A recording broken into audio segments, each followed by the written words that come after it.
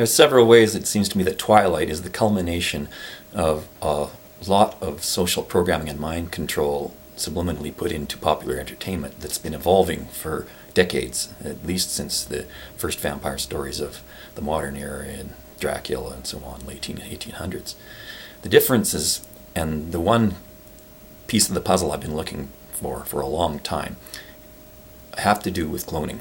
Vampire stories are strangely enough anti-cloning without specifically mentioning cloning, because they invert the conventions of the Bible while using variants of the same names of the women in the Bible who either marry deities or the mortal clones of deities or have their children.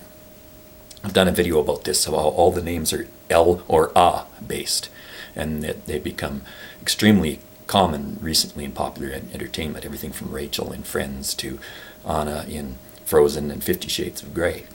But these women who want to marry up, supposedly, or the men who act like princesses because they're trying to marry the women who've already got everything, have these biblically based names, and they echo and tap into people's perhaps subconscious familiarity with those stories in order to make a more saleable product.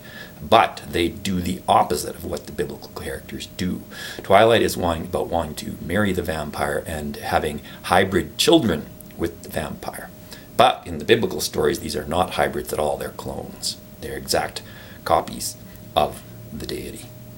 So in that respect, the modern vampire movie is anti-biblical, completely opposite, although it does rely also on some biblical conventions with respect to the name, like Bella, which is a combination of El, Elohim, and Ah, Jehovah.